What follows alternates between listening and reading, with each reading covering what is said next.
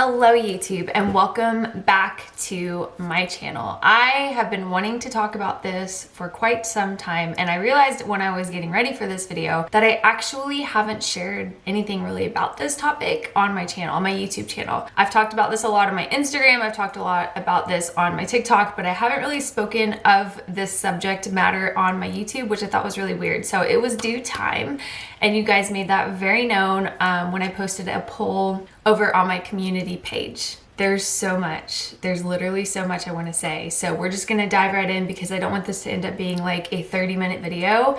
I want this to just be short, powerful, to the point because I want to honor your time, and there's a lot to unpack with this. You guys know by the title of this video that I am going to be talking about all things sex today. The things that I wish I would have known previous to getting married as a Christian, because it's not talked about enough in the church. And I'm not going to go off on that little, side rant, but I do believe that the church is doing us a disservice by not talking about this enough. Yeah, sure, like women's conferences and men's conferences kind of like dabble on the subject, but I have yet to see an entire series be done over the topic of sex because it makes people squirm, right? Like it makes people uncomfortable. It's not a yay, like feel good topic. It's icky, right? Like no one wants to talk about that, especially if you're going to church with like your mom or your sister or someone that you love that's not, your spouse. It's a taboo subject. And I remember growing up in church and being told, well, just don't have sex before marriage or you'll go to hell. That was it. Like that was the basic description I got in a box, and I was just told that it was bad, don't have sex, it's terrible. And this isn't going to be about purity culture because I can make an entire video over purity culture in itself. But what I do want this video to be about is the things that no one is really talking about, the things that no one tells you about, the things that the church isn't telling us about, all of that. And I will say this, if you're new here, I was not a virgin when I got married to my now husband. We both had a past. I've been divorced, he's been divorced. We just both had a string of history, as a lot of people in today's world do. But I had a radical encounter with Jesus in 2019 and decided to save myself for marriage again at a certain point in that time before I met my husband. Sexual sin was like the last stronghold on my life, and when it finally broke off of me, praise God, I was celibate. And I decided to wait until marriage, which was seemingly one of the most challenging things I've ever done, because when you've had sex and then all of a sudden you're being told that it's best to not have sex, like it's just a whole whirlwind of emotions. I have an entire episode on my podcast with my husband where we talk about sex. That's literally the topic, is let's talk about sex. I will link that down in the description box below. But without further ado, I want to jump in. I have some notes in front of me because there's some really important bullet points that I just don't want to miss. Just a little disclaimer, if you are under the age of 18, you might want to click off of this. We are going to be talking about sex in marriage. If anything in the discussion realm of pornography or lust causes you to fall into lust or fall into sin, you also might want to click off of this. Or even if just the discussion of sex is too much for you in this season, you might want to click off. The very first thing that I have learned as a Christian who's now married is that sex is not about you. I know that's going to ruffle some feathers because we live in a very selfish world, right? Single sex, like when you're single and you're sleeping around outside of the context of marriage, which is opposite of what we're called to do as Christians. And I've been there, so I'm not casting judgment on anyone, you guys. If anything, I'm like calling myself out. I've been there. It's very selfish. Like I remember when I was in that state of mind, and it was a very, very selfish time in my life. Even when I came to know the Lord and I was still trying to make it fit into my lifestyle, and the Lord just convicted me so heavily to the point that I was like, I'm giving this up completely, because Holy Spirit always gets his way. Sex, if you're not careful, can be a very selfish thing. But when you say I do, when you get married, your vows are not, I will love the Lord, I will love myself, and then I will love my spouse. Your vows are, I will love the Lord, I will love my spouse, and then I will put myself last. As a Christian, we are called to die to ourselves and put others before us. And of course, there's times and situations where like you should put on your own oxygen mask before you help others. I get that. That's not what I'm saying. But in this scenario, in marriage is an act of dying to self. Sex is not not about you. And yes, the Lord wants you to feel satisfied from physical intimacy with your spouse. That's a given, right? Like the Lord in Song of Solomon, if you don't know this and you've never read this, the Lord is very clear that he wants us to have fun, to be fruitful and multiply, to enjoy sex. And we talked about that in this podcast episode. But sex is also catering to your spouse and making sure that their needs are met, their needs are satisfied. And I think that there's just a disconnect in marriage. I think that there's a lot of people that still have that selfishness on when it comes to sex, and that can be a really slippery slope, because then you get into disrespecting your spouse, not honoring what they want, that kind of a thing. But that alone is probably one of the very first things that I realized, is that sex is not actually about you. The next thing that I've learned, and I think I knew going into marriage, but I just feel like this needs to be said because there might be someone listening to this video that has an unrealistic expectation. Married sex is not going to look like the movies, TV shows, maybe a book you read, and definitely not porn. All of these things, especially porn, are destroying marriages. And I will get to a future video about pornography. I've been very open. I've also struggled with that in my past. I am free by the grace of God. It has been years since I've ever even entertained the thought of it. But unfortunately, we live in a broken and fallen world. We live in a world where they have manipulated and perverted sex, right? And they've made it to be all these things, and almost to the point where, this is just my own take, it feels as if the movies and TV shows have made married sex to come off as lame or boring. And that's why you see all these affairs in movies, all these relationships being destroyed by people cheating on TV shows because they're trying to get to the other side. The grass isn't greener on the other side. I'm just telling you. That is a false reality that the media and Hollywood is trying to paint that is destroying marriages. If you are a Christian and you are leading up to getting married, or you are going to be married one day and you can't wait for that, you need to discuss expectations with your spouse previous to saying I do. Premarital counseling is a big thing. Jordan and I went through it, and I'm so grateful that we did. I will always be an advocate for that because it was just incredible. It opened up the opportunity to have those really uncomfortable-ish conversations before we ever got married. My left eye is twitching, you guys. You want to lay ground rules. How many times a week would you like to have sex? What are your desires?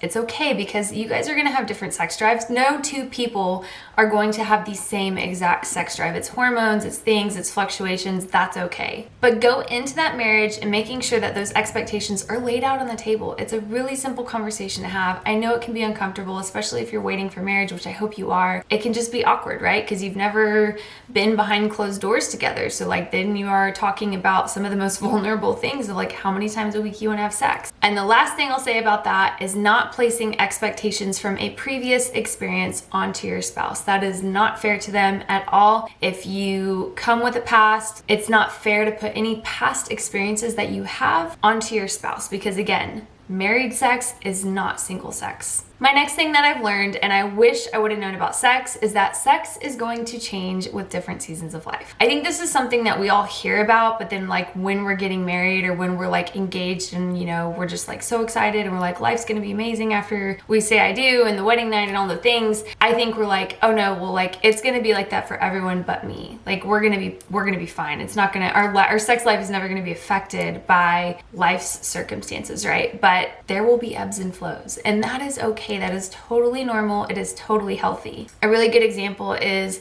when I was pregnant. I was super nauseous, like 24/7, dealing with nausea, did not want to do anything, was so exhausted I could hardly work. Like I was literally like up at 7 a.m. and then taking a nap by 10 a.m. for 2 hours. It was just crazy. That was a season of our lives where our sex life was altered a little bit, and that's okay. It's for a beautiful reason, right?